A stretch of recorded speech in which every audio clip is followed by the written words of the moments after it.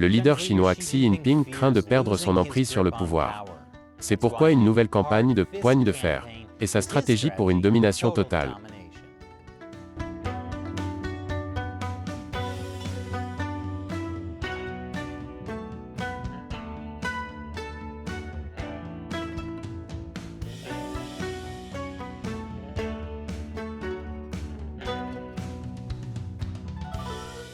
Bienvenue à Chine non censurée, je suis Chris Chappell. N'oubliez pas de liker et de laisser un commentaire, cela aide l'algorithme, et assurez-vous d'être abonné. Parce que YouTube désabonne secrètement des gens.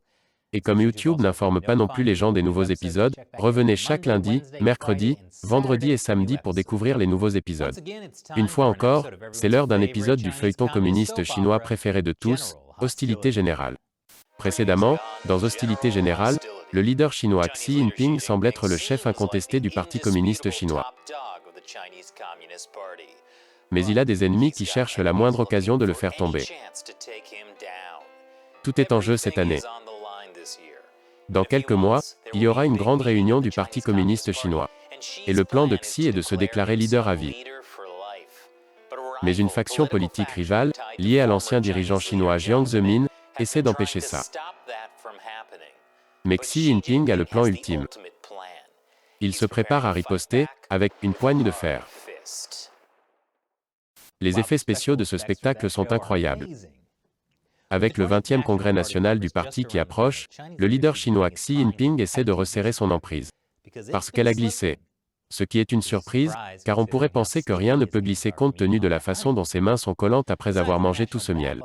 Outre les réactions internationales contre les actions de plus en plus agressives du régime chinois dans le monde, Xi Jinping est assailli par des problèmes à l'intérieur du pays. De nombreux ressentiments s'accumulent à cause de sa politique draconienne du zéro Covid. Surtout après qu'un haut fonctionnaire de Pékin a déclaré qu'elle pourrait durer pendant les 5 prochaines années. Quelle chose déstabilisante à dire juste avant le congrès du parti. Je me demande quelle a pu être la motivation de ce fonctionnaire. Des rumeurs concernant Xi se sont également répandues sur l'Internet chinois, comme celle d'un anévrisme cérébral. Des rumeurs font également état d'une scission entre Xi Jinping et le Premier ministre Li Keqiang. Cette scission est une rumeur qui a même été reprise en Occident. En fait, Xi Jinping est en train de perdre la guerre narrative.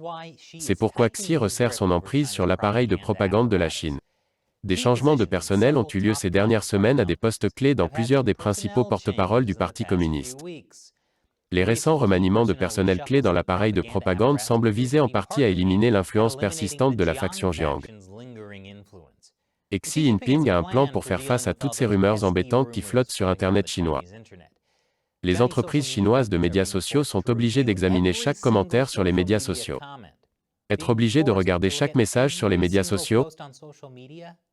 Même Satan pense probablement que c'est trop cruel. Et vous savez qu'un haut fonctionnaire de Pékin a déclaré que le Covid-0 pourrait durer jusqu'à 5 ans? Eh bien, les censeurs chinois essaient rapidement de faire disparaître cette information dans le trou de mémoire. Mais ce n'est que le début. La police chinoise est mobilisée pour une campagne de 100 jours de poigne de fer. Et je pense que nous pouvons deviner qui elle va frapper. Plus d'informations après la pause. Bienvenue à nouveau. Si vous aimez l'émission et que vous voulez nous aider à continuer à dénoncer le Parti communiste chinois, rejoignez l'armée de 50 cents de Chine non censurée. Il suffit $1 par épisode sur Patreon. Vous pouvez également rejoindre notre plateforme exclusive de médias sociaux sans censure sur Locals. Les liens vers les deux sont ci-dessous. À l'approche du 20e congrès du parti, les autorités chinoises ont dévoilé cette semaine un plan visant à maximiser l'affichage des forces de police. Elles appellent cela une campagne « poigne de fer ». Ce qui, d'une certaine manière, semble plus horrible que la campagne de poigne collante. Officiellement, il s'agit d'une réponse à une vidéo virale montrant un groupe d'hommes attaquant plusieurs femmes. C'était vraiment mauvais. En gros, un type a essayé de draguer une femme, elle l'a repoussé, puis lui et ses amis ont traîné la première femme par les cheveux, l'ont frappée avec des bouteilles et des chaises, et lui ont piétiné la tête à plusieurs reprises alors qu'elle gisait sur le trottoir, ses vêtements tachés de sang. En réponse, le nouveau ministre chinois de la Sécurité publique, Wang Xiaohong, a annoncé une campagne de 100 jours de lutte acharnée.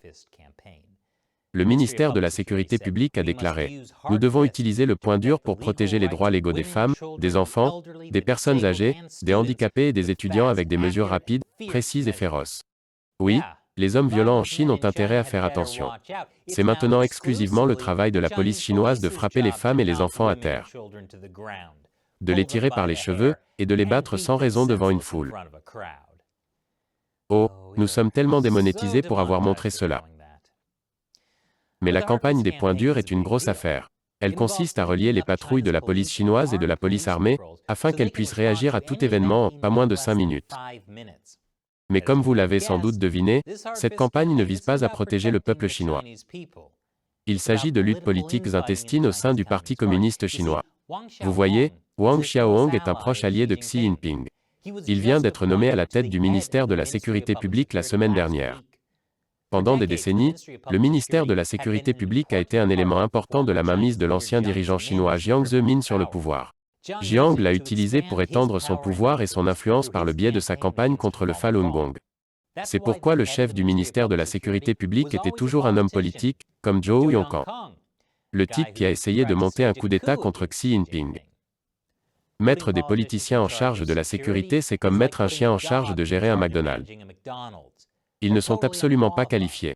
Mais au moins ils sont loyaux. Wang Xiaohong est le premier officier de police professionnel à diriger le ministère en 24 ans.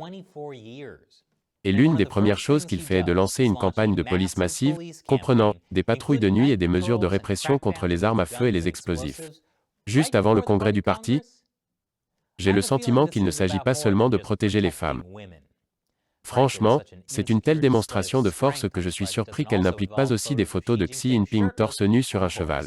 Et maintenant, pour remercier l'armée de 50 centimes de Chine non censurée, les fans qui soutiennent l'émission, je vais répondre à l'une de leurs questions.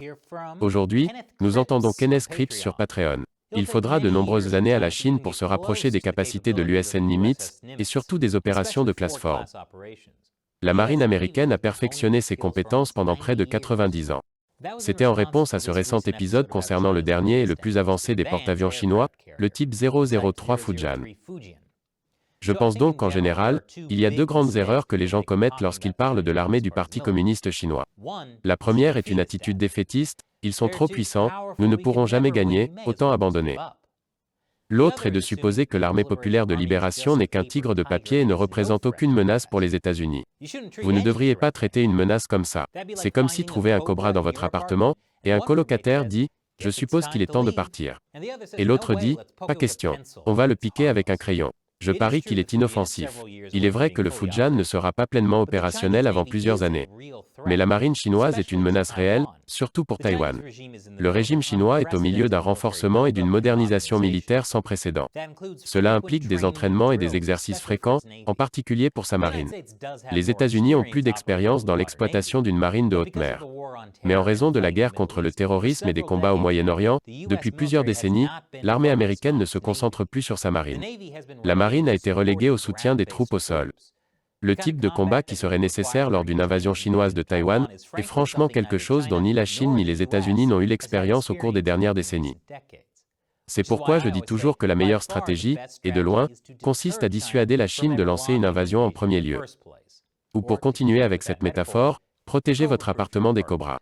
Merci pour tout votre soutien, Kenneth Cripps. Et merci d'avoir regardé. Si vous voulez rejoindre l'armée de 50 centimes de Chine non censurée, les liens sont ci-dessous. Encore une fois, je suis Chris Chappell, à la prochaine fois.